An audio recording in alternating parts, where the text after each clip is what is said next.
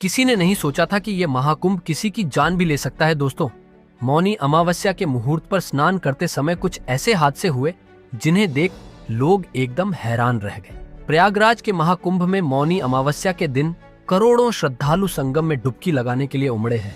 पूरा मेला क्षेत्र भक्ति और अध्यात्म से सराबोर था। लेकिन इस बार कुछ अजीब होने वाला था जिसे कोई नहीं जानता था। सुबह 4 बजे जैसे ही मुख्य स्नान शुरू हुआ, अचानक भीड़ में अफरा तफरी मच गई।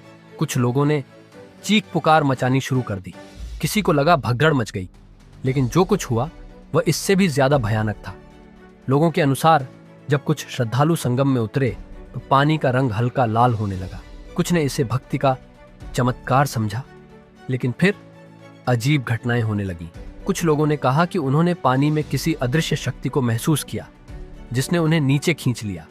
कुछ श्रद्धालु अचानक बेहोश हो गए और कुछ की हालत खराब होने लगी। स्थानीय प्रशासन ने इसे एक सामान्य घटना बताने की कोशिश की, लेकिन मेले में मौजूद एक पत्रकार रोहित इसे साधारण घटना मानने को तैयार नहीं था।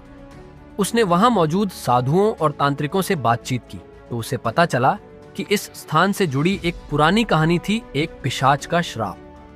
सैकड़ों साल पहले इसी संगम तट पर एक तांत्रिक की बलि दी गई थी।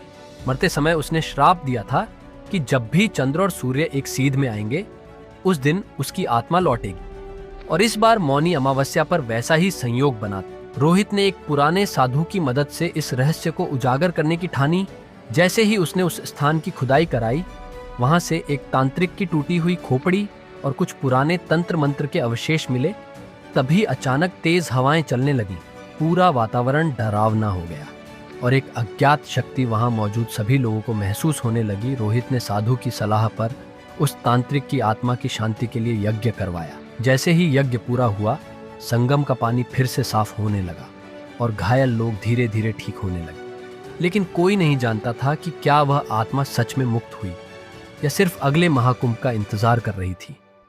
क्या यह सिर्फ एक संयोग था या फिर आने वाले समय में कुछ और भयानक होने वाला था।